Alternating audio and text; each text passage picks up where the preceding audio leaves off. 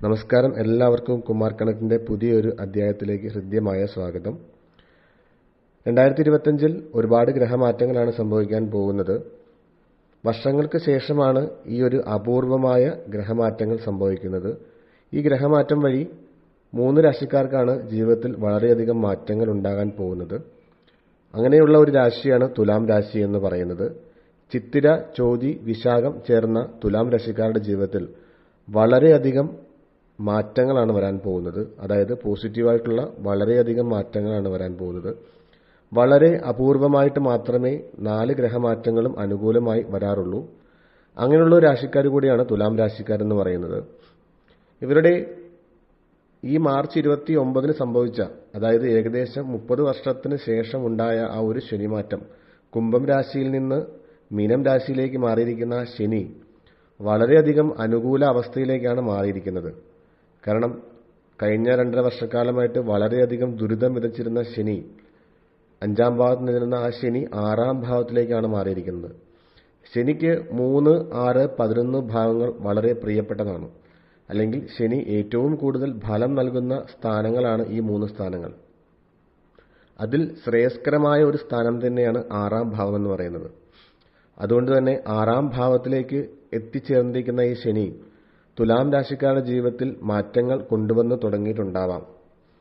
ജീവിതത്തിൽ സ്വന്തം പ്രയത്നവും പരിശ്രമവും കൊണ്ട് ഒരുപാട് ഉന്നതകളിൽ എത്താൻ പോകുന്ന രാശിക്കാർ കൂടിയാണ് തുലാം രാശിക്കാർ എന്ന് പറയുന്നത്. 6ാം ഭാവത്തിലെ ശനി ഇവർക്ക് ശത്രുക്കളെ ജയിക്കാനും ഒപ്പം വിദ്യയിലും തൊഴിലിലും ഒരുപാട് ഉയർച്ച ഉണ്ടാകാനും സാധിക്കുന്നു.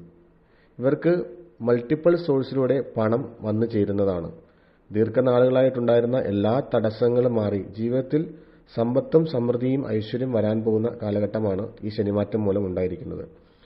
കോടതിപരമായ എന്തെങ്കിലും കേസുകൾ നിലനിൽക്കുന്നുണ്ടെങ്കിൽ അതെല്ലാം അനുകൂലമായി വന്ന് ജീവിതത്തിൽ ഒരു വെളിച്ചം തന്നെ ഉണ്ടാകും എന്ന് പറയാം.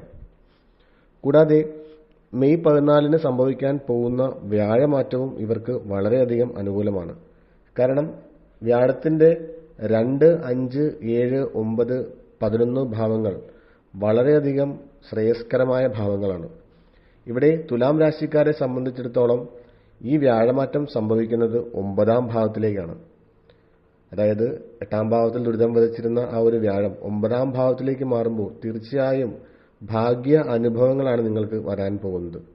അങ്ങനെ 6ാം ഭാവത്തിലും നിൽക്കുന്ന ശനിയും 9ാം ഭാവത്ത് നിൽക്കുന്ന വ്യാഴവും നിങ്ങൾക്ക് വളരെയധികം മാറ്റങ്ങളാണ് ഉണ്ടാക്കാൻ പോകുന്നത്.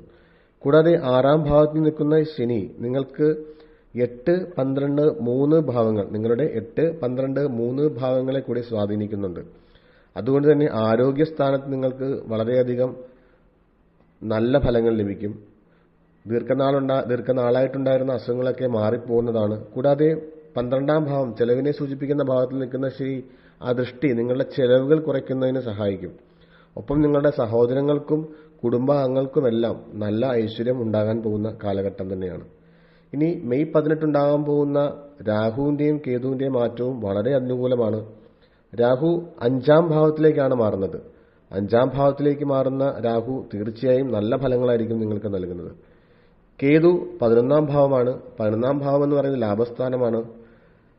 രാഹു കേതുക്കളെ നിഴൽഗ്രഹങ്ങളായിട്ടാണ് കണക്കാക്കുന്നതെങ്കിലും ഈ ഒരു രാശിമാറ്റം തീർച്ചയായും നല്ല മാറ്റങ്ങൾ നിങ്ങളിൽ കൊണ്ടുവരും.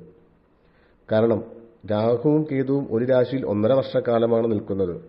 ഈ 1.5 വർഷക്കാലം നിൽക്കുന്ന രാഹുവിനും കേതുവിനും മനുഷ്യന്റെ ജീവിതത്തിൽ ഒരുപാട് മാറ്റങ്ങൾ കൊണ്ടുവരാൻ സാധിക്കും എന്നതിൽ യാതൊരുവിധ സംശയവും വേണ്ട. അങ്ങനെ എല്ലാ തരത്തിലും നോക്കുമ്പോൾ ചിത്തിര, ചോതി, വിശാഖം ചേർന്ന തുലാം രാശിക്കാർക്ക് വളരെയധികം മാറ്റങ്ങൾ വരുന്ന വർഷമാണ് 2025. ഈ ജൂൺ മാസത്തോടുകൂടി നിങ്ങളുടെ എല്ലാ പ്രയാസങ്ങളും നീങ്ങി ജീവിതത്തിൽ ഐശ്വര്യവും സമൃദ്ധിയും നിലനിൽക്കും.